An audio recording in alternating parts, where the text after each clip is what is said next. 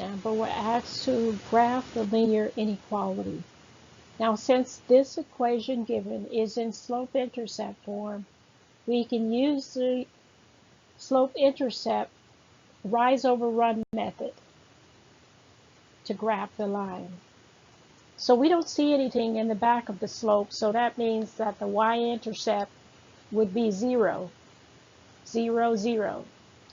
From that point, you're going to use your slope, which is 2 over 5, to rise or run to your next point. So that's a rise of 2 and a run of 5.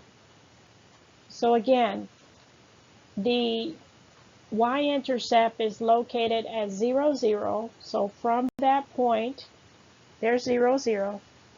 That's our first point. To get our second point, we're going to rise up 2 and run 5. That takes me to my next point on the line. And what type of line are we going to sketch? Is it going to be a dash or a solid line? Well, notice here we don't see a line underneath, so that means that we are going to sketch a dashed line. And now it is to determine which side we're going to shade, whether we're going to shade the upper boundary or the lower boundary. Well, the one thing about this point is that it goes right through the test point. So you can't use that test point 0, 0, because if you get a true or whether you get a false, you don't know which side to shade, because when it's on 0, 0, it's really on both sides. It's on half of one side and half of the other. So that is the only time you cannot use the test point 0, 0. Any other time, you are free to use the test point 0, 0.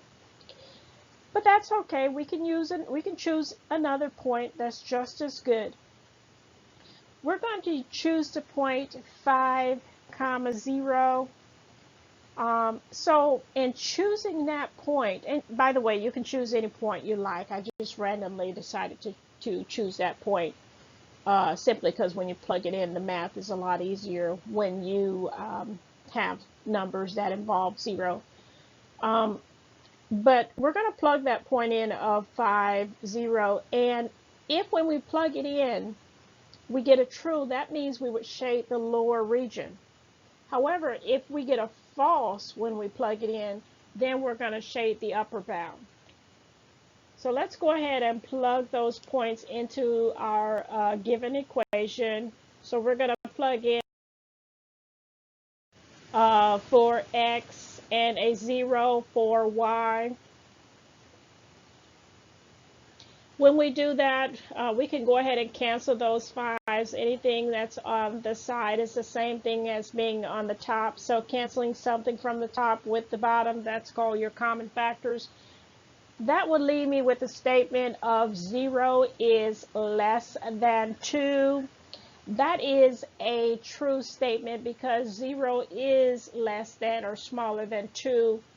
And we tested the lower region, which means that that is my true region in which I shade.